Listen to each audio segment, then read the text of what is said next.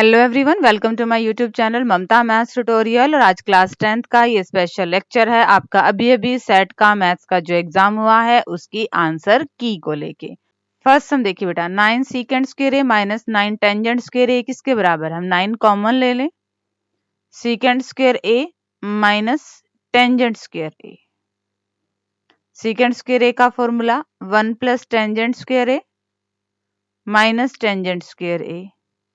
Tangent square ए plus का minus का cut गया, 9 और 1 की मल्टीप्लाई 9। ऑप्शन बी आपका करेक्ट ऑप्शन है। आप सीधा भी इसकी वैल्यू 1 लिख सकते हैं। वो वैल्यू 1 कैसे आई ये मैंने आपको बता दिया है। सेकंड देखिए, एक पासे को एक बार फेंकेंगे 2 और 6 के बीच स्थित कोई संख्या। 2 और 6 के बीच में बेटा क्या आएगा, 3 आएगा, 4 आएगा, 5 आएगा। टोटल 3 संख्याएं आएंगी और पासे में टोटल कितनी होती है, 6। क्या आएगा, 1/2 आपकी प्रोबेबिलिटी आ गई। ऑप्शन ए करेक्ट ऑप्शन है। थर्ड सम देखिए बेटा, क्वेश्चन नंबर थर्ड। अच्छी प्रकार से फेंटी गई ताश के 52 पत्तों की गड्डी में से एक ताश निकाला जाता है। बेगम का पत्ता प्राप्त करने की प्रायिकता।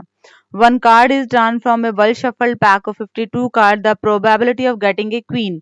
अब क्वीन कितनी होती है, 4 होती हैं और टोटल कितने हैं, 52 पत्ते हैं। क्या ये कटते हैं, बिल्कुल कटते हैं। 1/13, 1/13 ये आएगी आपकी प्रायिकता। क्वेश्चन नंबर 4, 5 सेंटीमीटर त्रिज्या वाले वृत्त पर बिंदु P पर स्पर्श रेखा पी क्यू केंद्र O से जाने वाली एक रेखा से बिंदु Q पर इस प्रकार मिलती है कि O क्यू कितना है, 12 सेंटीमीटर। आपने पी क्यू की लंबाई ज्ञात करनी है। बेटा सैंपल पेपर में से काफी क्वेश्चंस आए हुए थे। अगर आपने रिवाइज किया था आपका बहुत अच्छा पेपर गया होगा। एक बार मुझे कमेंट करके जरूर बताना कि किस किस ने सैंपल पेपर अच्छे से रिवाइज किया था और आपका ये एग्जाम कैसा गया।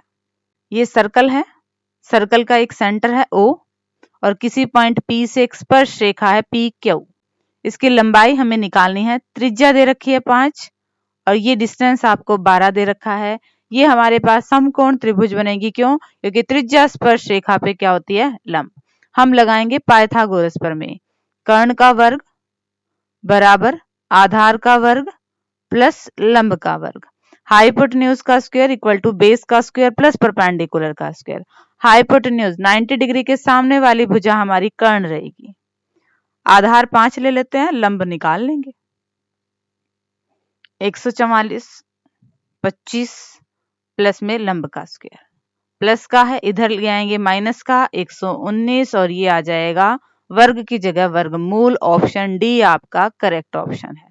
अब बेटा 12 और 5 देके लंबाई 13 मत कर देना आप, ठीक है। डिपेंड करता है कि हमारे पास 12 और 5 कर्ण दिया हुआ है, आधार दिया हुआ है, लंब दिया हुआ है उस पे। तो इसका आंसर क्या आएगा, वर्गमूल 119। डिस्कस करते हैं फिफ्थ सम को। क्वेश्चन नंबर 5, ये भी सैंपल पेपर में से ही है। Which of the following cannot be the probability of an event? निम्नलिखित में से कौन सी संख्या किसी घटना की प्रायिकता नहीं हो सकती। बेटा किसी भी घटना की प्रायिकता हमेशा 0 और 1 के बीच में होगी। 1 से बड़ी नहीं होगी और 0 से छोटी मतलब नेगेटिव तो नहीं होगी। यहाँ पे आप इसे 1 से बड़ा मत मानिए, परसेंटेज है मतलब बटे में 100 है, तो ये क्या बनेगा बेटा 0.15। ये 0 और 1 के बीच में ही है। Question number 6, at a equal to 0, 0 degree पे कोट ए परिभाषित नहीं है। अब हमें पता है कोट किसका उल्टा होता है, टेंजेंट का। कोट ए क्या होता है, 1 में टेंजेंट ए। और यहाँ पे 0 रखेंगे तो टेंजेंट 0 की वैल्यू तो 0 होती है। ये क्या बनेगा 1/0 और कोई भी संख्या 0 से डिवाइड नहीं होती है। ये नॉट डिफाइंड है, ये स्टेटमेंट बिल्कुल ट्रू है। Question number 7, for any value of angle A, क्या किसी भी मान के लिए सीकेंट ए ये हो सकता है। सीकेंट ए, सीकेंट क्या आएगा आपके पास बेटा, कोस का उल्टा। कोस क्या होता है, आधार बटे कर्ण। तो सीकेंट क्या आ गया, कर्ण बटे आधार।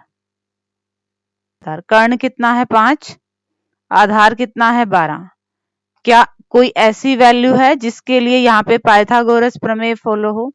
बेटा हमेशा क्या होता है, समकोण त्रिभुज में जो कर्ण होती है ना वो सबसे बड़ी भुजा होती है। ये 5 है, ये 12 है, ये पॉसिबल ही नहीं है। स्टेटमेंट आपके पास क्या आएगी, फॉल्स आएगी। क्वेश्चन नंबर 8, वृत्त को दो बिंदुओं पर प्रतिच्छेद करने वाली रेखा को क्या कहते हैं? A line intersecting a circle in 2 points. Intersect कर रही है बेटा, इसे हम क्या बोलते हैं? सीकेंट बोलते हैं, छेदक रेखा बोलते हैं। ये भी सैंपल पेपर में से था। Question number 9, 1 minus tangent square 30। Tangent 30 का मान होता है बेटा 1/√3। इसका स्क्वायर है तो ये कर दिया वर्ग।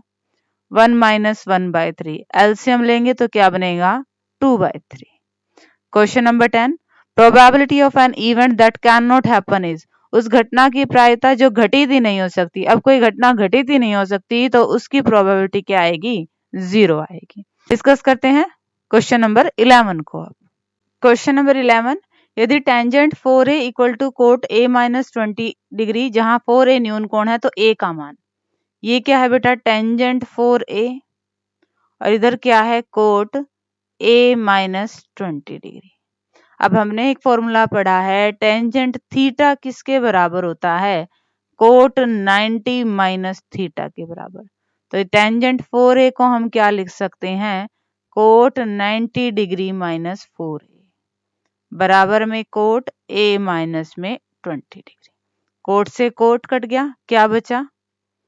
90 डिग्री माइनस में 4a बराबर a माइनस में 20 डिग्री। a को एक तरफ ले जाओ, बाकी टर्म को दूसरी तरफ ले जाओ। प्लस का a है, इधर आएगा माइनस का। प्लस का 90 है, उधर जाएगा माइनस का।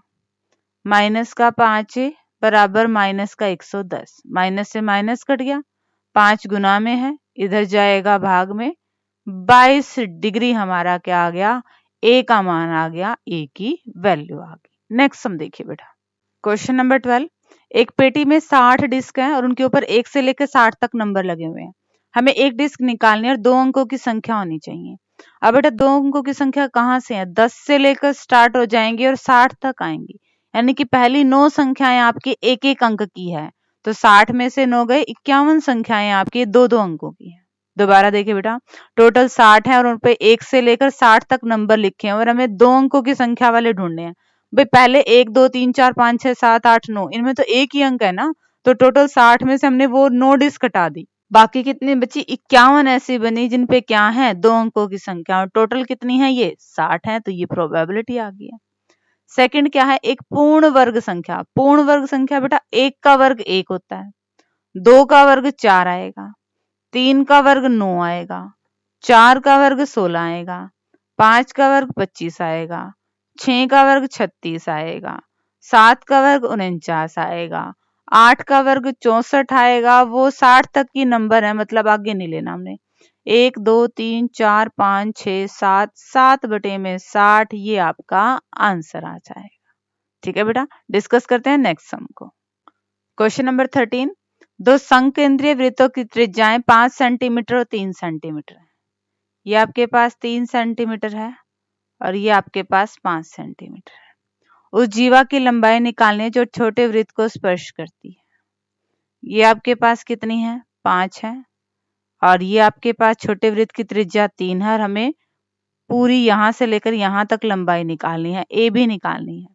पर हम डायरेक्ट ए भी नहीं निकाल पाएंगे बेटा, हम ए पी निकालेंगे और उसका डबल कर देंगे। क्यों? क्योंकि ये जो हमारी त्रिज्या है इस स्पर्श रेखा पे क्या आएगी? लंब होएगी और इसको समद्विभाजित करेगी, 2 बराबर हिस्सों में बांटेगी। अगर हम ए पी निकाल लेंगे तो उसको 2 से गुणा कर देंगे। अब यहाँ पे जब हम पाइथागोरस प्रमेय लगाएंगे तो ये बेटा क्या आएगी? 4 आएगी। 4 का डबल क्या आएगा? 8। सैंपल पेपर में बहुत अच्छे से मैंने इस क्वेश्चन को समझाया था। डिस्कस करते हैं नेक्स्ट सम। क्वेश्चन नंबर 14, भूमि के एक बिंदु से मीनार के पाद बिंदु से 30 मीटर की दूरी पर है। ये मीनार है, जो ये बीच की डिस्टेंस कितनी दे रखी है? 30 मीटर दे रखी है। शिखर का उन्नयन कोण कितना दिया है? 30 डिग्री दिया है। मीनार की ऊंचाई निकालनी, इसको h मान लिया। The angle of elevation of the top of a tower from a point on the ground which is 30 metre away from the foot of the tower. Angle of elevation कितना है? 30, हमें h निकालना है। यहाँ पे perpendicular और base की बात हो रही है, तो हमारे पास परपेंडिकुलर और बेस, इसका फॉर्मूला क्या होता है? Tangent theta. लंब बटे में आधार। लंब कितना है बेटा? h है। आधार कितना है? 30 मीटर है। और टेंजेंट एंगल कितना है, 30 डिग्री का है। टेंजेंट 30 का मान 1/√3, आर पार गुना कर दें, √3h बराबर है 30 मीटर।